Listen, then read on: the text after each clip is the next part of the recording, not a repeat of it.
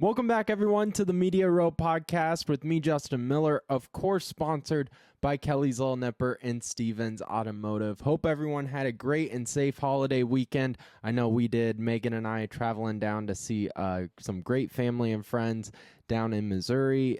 Some really exciting news. It was fun. It was great. Played golf. Played like ass on the course, but that's nothing new. But an absolute great weekend. Hope you guys did the same. It's going to be a crazy few weeks here on the show because like this week, the first show is going to be on Wednesday. We didn't have a show on Monday with travel. This weekend, I have a buddy's bachelor party, so won't get back home until late on Sunday as well, so won't be able to pre-record. And with having work on Monday, won't be able to do the show on Monday, so prepare for another show on Wednesday next week. And then the week after that, we always do an annual lake trip with our friends. If you remember me on KXNO, this was always the time where I'd kind of take off a few days because we go down to Lake Rathbun, me and Megan and all of our really close friends from high school. We've stayed really close. We all grew up like 3 houses down from each other. So we've all been like family forever. And so we do this lake trip every year. It's an absolute blast. Love it. But that's coming up in a few next week. So there will be no show on that Monday as well. So you're going to be without 3 shows a week as you're used to for a little while. And I do wish it was different. I wish I was able to schedule things to make it all work out. It just didn't fall that way, but we'll be able to make it all up, of course, in the fall and winter where it'll just be Drake, basketball, football, nonstop, and that's the best time of the year. This is kind of the time of the year where you're able to do this stuff because it is summer. We're not going to break down all 162 MLB games. We're not going to break down every NBA trade or the summer league. This is when we kind of have some fun. And today's going to be a really fun and relaxed show, mostly because I need to be honest with you guys. I messed up. That hand up accountability, for those watching on YouTube, you see the hand is raised. I would go above, but you got to keep it in frame. For those listening, hand is raised. I messed up.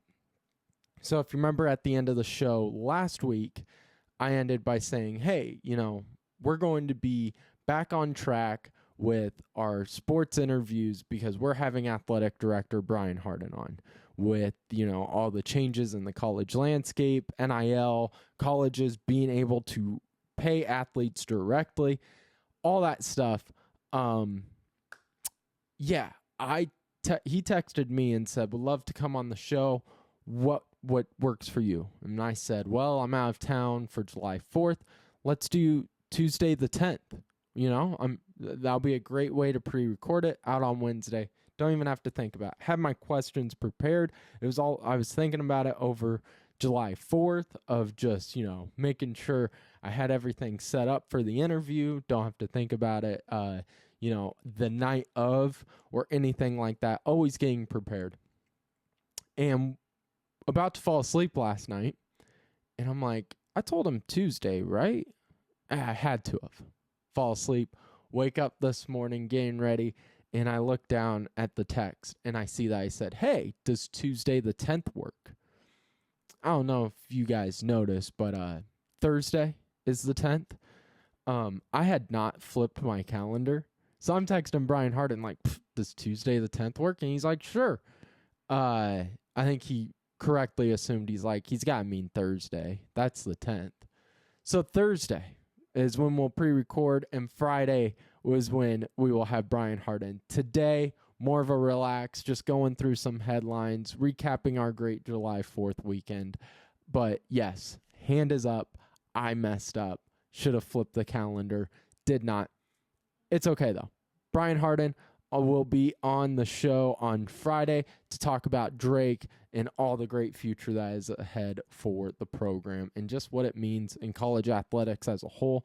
Will be a great time. Can't wait. It'll be the first time we've had Brian Harden, and definitely won't be the last time we'll have Brian Harden here on the show. But with all that being said, It's going to be a fun show today. Going to be a fun week, short week. Next week, again, we'll be probably recapping the Big 12 Media Days, trying to set up a few things. Brent Bloom will be on the show next Wednesday. He's got a new gig with the Iowa State Cyclones. So we got a lot of things planned here, despite having to miss a couple of shows here coming up in the next few weeks. But before we get to kind of our rundown of the show, I want to make sure, I always try to do this as soon as possible. Got a little sidetracked though. Want to make sure to give a shout out to Kelly's Little Nipper at 1701 East Grant Avenue in Des Moines, the historic Kelly's Little Nipper. They have so many great things. It's great food, great drinks, and great atmosphere, great people. The workers are fantastic. All those reasons are why I wanted to go and get Kelly's Little Nipper a part of the Media Row family. I'm so grateful they are. They're perfect. It is a great hangout spot, great food, so many different creative things they do there too that I admire. They have great live music on the weekends. They do trivia night, which is on Wednesday night. So if you're listening at work here today, maybe tonight's the night you go check out Kelly's Little Nipper and do a trivia night with the family. Also, just their social media, they're fun and funny. You follow Kelly's Little Nipper, you're going to learn a lot about their great deals and their great food and great drinks, all that stuff. You're going to learn about the live music, all their different activities. But it was awesome to see them. They were doing a corn cob eating contest a few days ago, and they do fun stuff like that that brings in more people and makes everybody feel like they're connected. I describe Kelly's Little Nipper as you sit down and you will go in there for like, all right, maybe I'll just have a drink, and then head out for the day. All of a sudden, you're there for 5 hours because you've struck up a conversation with someone that you didn't even know, and now you're best friends with. That's the place Kelly's Little Nipper is and has always been. Historical Kelly's Little Nipper at 1701 East Grant Avenue in Des Moines. Make sure when you go to Kelly's Little Nipper to let them know that Media Row sent you. So today's show, like I said, I woke up this morning, I messed up with the interview with Brian Harden.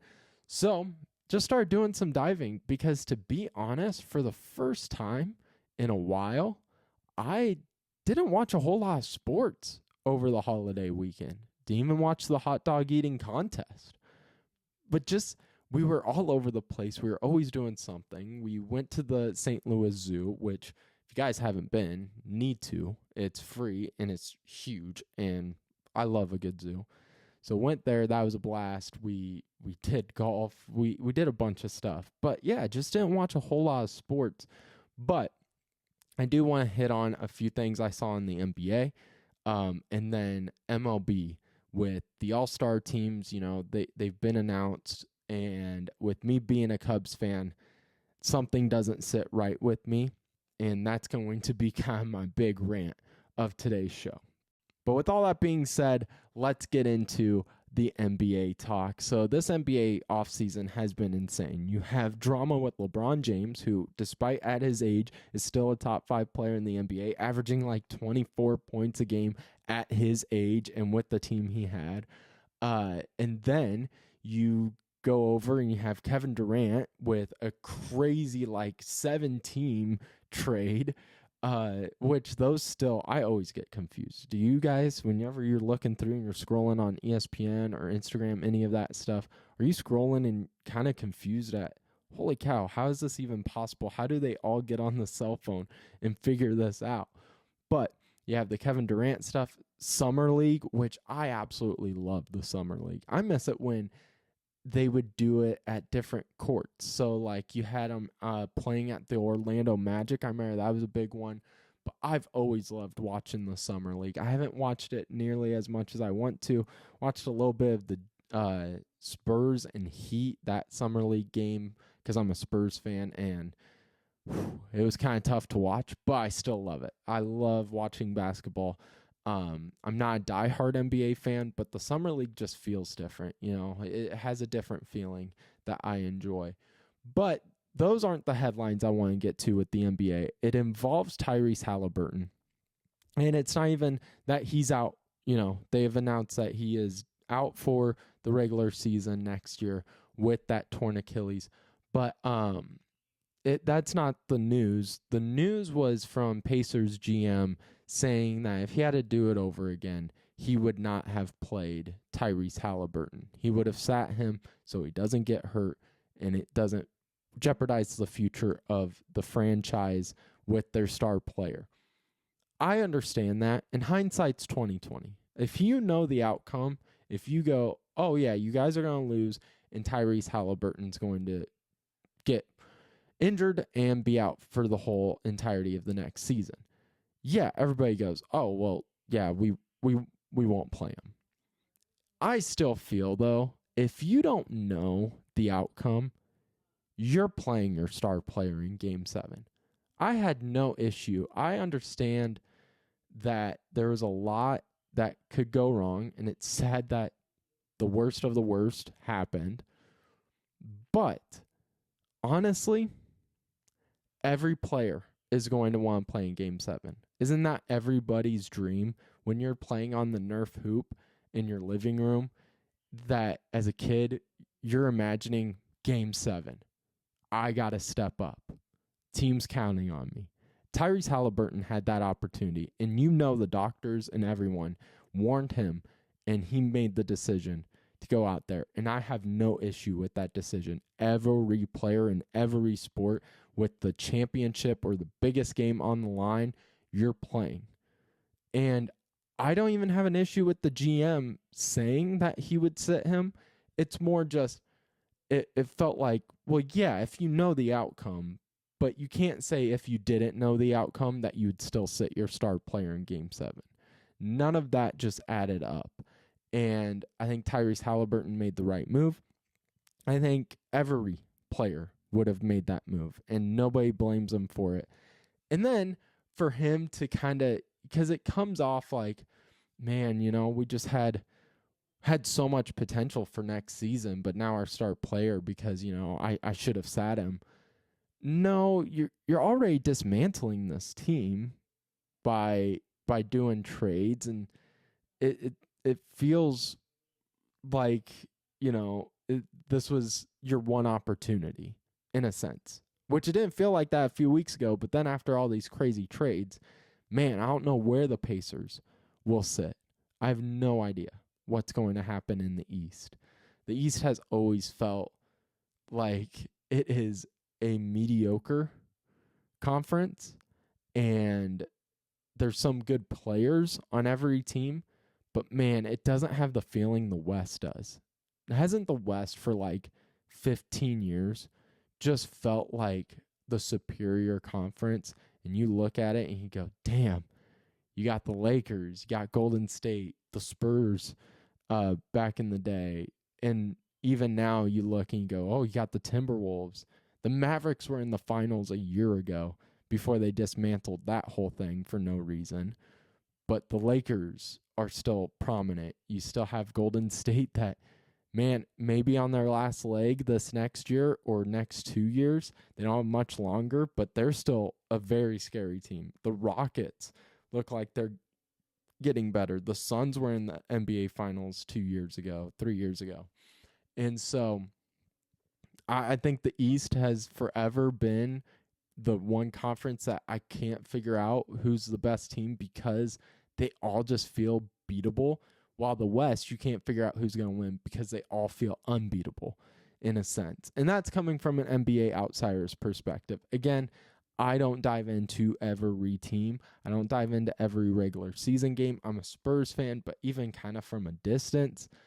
But that's just my outsider's perspective on the NBA. And just I wanted to talk about the Tyrese Halliburton thing as well, just because I saw that and it felt like, well, duh, in a sense. But NBA, you have summer league action. George Niang, of course, going to the Celtics. You have trade action that involves Iowa State and Iowa Stars.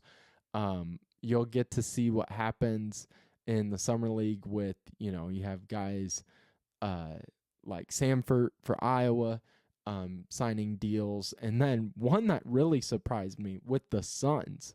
Speaking of Drake, this is a Drake podcast. Mitch Muscari hopping on with the Suns is going to be really fun to see. And I don't know how it goes. It's a great story, though. I mean, think about it. This guy was 6 weeks away from the cubicle life and decides to follow McCollum to Drake for a graduate year and takes the team by storm. And what's funny is he wasn't even the best player on that team. I loved watching Mitch Muscari. He was very on and off, though. And that's going to be a concern. I think his strength is going to be kind of a concern. He's got the stamina and the health to really play in the NBA and be a factor because, man, just what McCollum did with that entire squad of playing 5 guys. But I'm worried about his strength and just his defense. It needs improvement if he's going to try and make a roster in the NBA. But offensively, this dude has everything in his caliber to join the Suns. He's a deep 3-point shooter. He's a good passer, good rebounder. The dude can do just about whatever you need him to do offensively to really make an impact. And I don't think Mitch Muscari is going to be a starter. I don't think he gets a lot of minutes, but I could see him being a guy that could make some noise here and there in the NBA just with his offensive talent alone. And if he gets some more muscle on him, if he gets a little more consistent and he adds a little bit more to his defensive belt, the sky's the limit for Mitch Muscari, and it's really cool to see. And it's just awesome to see Drake get some love in the NBA game because, you know, we all feel that Tucker DeVries, he will go to the NBA, but now at this point, it feels like forever ago he was with Drake. And it's just been forever since we've seen a Drake guy play in the NBA. I mean, as a kid, I thought Josh Young. You know, I was a Josh Young guy, and having to see him go over and play in Europe, it always broke me. And there's just so many good players throughout the time, but it just proves how, truly difficult it is to go pro. But now we're starting to see how powerhouse Drake has become and the players they're able to get. Bennett Sturts easily could go pro. I know he's at Iowa now, but still, Drake at heart. Tucker DeVries, like we said, and then just I think Tavion Banks even with Iowa and Drake could make an impact on an NBA squad. But that's kind of my NBA talk. Just kind of a few headlines that I was seeing over the weekend that just had me thinking. So moving on from NBA, I want to get to Major League Baseball because something doesn't sit right with me with the All-Star game. And my Cubs colors are going to shine bright here. But I have stats and numbers to really, I think, prove my point. So we had the MLB All-Star teams announced and the rosters for the National League and American League. And Pete Crow Armstrong, an All-Star for the Chicago Cubs, which is awesome. That dude deserves it. He's been electric. He has been one of the best center fielders in the entire Major League Baseball. He has been all over the place, and his growth from last year to this year has been insane. So all of the credit and all the headlines that come to PCA are well-deserved. But there's a guy, and we talked about this with Alex Cohen. We've talked about this with Tommy Birch. When we talk Cubs, I always bring up this guy on how he's just being the forgotten man despite all the stats he's putting up. So Seiya Suzuki has been my guy all year long. I love watching Seiya Suzuki. I just love his patience at the plate. His defense is getting a little better after what have been some shaky years defensively out in the outfield. He's healthy, which is the biggest thing because it feels like he hasn't been healthy since he joined Chicago. But he has been the forgotten man. Again, PCA deserves all the headlines, but right beneath him is Seiya Suzuki, and people just forget about him, and it was proven with the All-Star rosters. So the starting designated hitter for the National League is Shohei Ohtani. No issue there. Absolutely no issue. Shohei Ohtani, of course, deserves to be the starting designated hitter. But Kyle Schwarber taking that spot over Seiya Suzuki, I disagree with.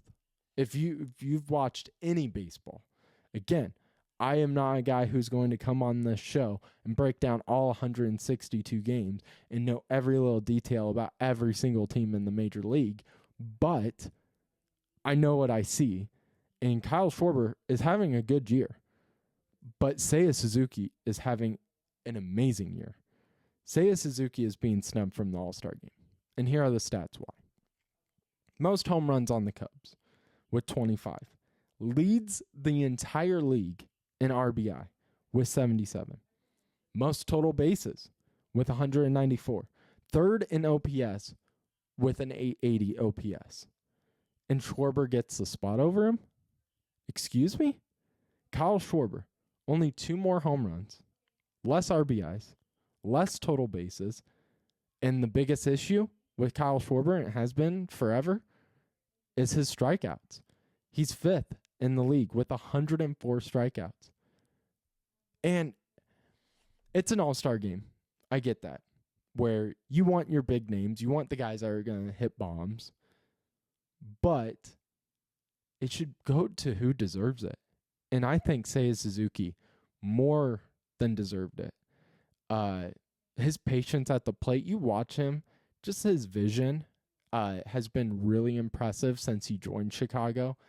And I just think this year, he's just being forgotten about, even in Cubs media. Like, everyone's talking about PCA and Kyle Tucker and Imanaga on the pitching side of things, which, again, all 3 guys deserve it. All 3 guys deserve the headlines they're getting. But I just think Seiya Suzuki is getting kind of forgotten about, and that's my guy. So I wanted to see Seiya Suzuki in the All-Star game. Didn't happen. But you know what? Maybe someone will opt out of the All-Star game. I don't see it happening. But who knows? Maybe there's still an opportunity. Just it hurts that voting he didn't get in. But that's kind of what I had planned here for today. Just kind of wanted to get back in the groove of things after a long holiday weekend. Again, it's going to be another long weekend. Got a bachelor party set up with a buddy of mine, which will be an absolute blast and can't wait. But Friday, I should say, we, of course, pre-record our shows. Friday, it'll be out. Brian Harden, the Drake Athletics Director, will be joining us here on the show, so you don't want to miss that. And I promise this time I won't screw it up. Before we wrap up, though, today's show, want to give a shout-out to Stevens Automotive and Sales at 5320 Northwest Beaver Drive in Johnston, Iowa, proud sponsor of the Media Row podcast. 35 years of family-owned and operated. You need to get over there if you have any issue or if you're just trying to figure out a new car. They're the perfect place to really get started if you have a kid that's getting ready to drive and get out on the road by themselves. Perfect place to start is Stevens Automotive and Sales. My parents did it, and we've been with now Stevens Automotive for over 20 years. They are great people. That is the number one reason why you should go. You don't do 35 years of locally owned and operated, a family owned, if you're not good people. You know what I mean? And these are the people you're dealing with. They're loyal. They communicate so well with every customer. And finally, there's just no BS. Like, they're not going to upcharge you for dumb crap. They are going to just make sure the job gets done and that you are safe and ready to go and hit the road. I am so happy Stevens Automotive and Sales is part of this Media Row family, and really, really appreciate all the work they have done for me and my family for so many years. And just had my brother on the show last week. We were talking about Stevens Automotive and just about how, you know, we were very lucky at a young age to be able to meet people like them. And now I want to spread the word because they deserve it.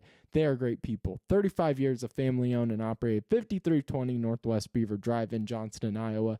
go check out Stevens Automotive and Sales. And when you do, make sure to let them know that Media Row sent you. Hope you guys have a great day.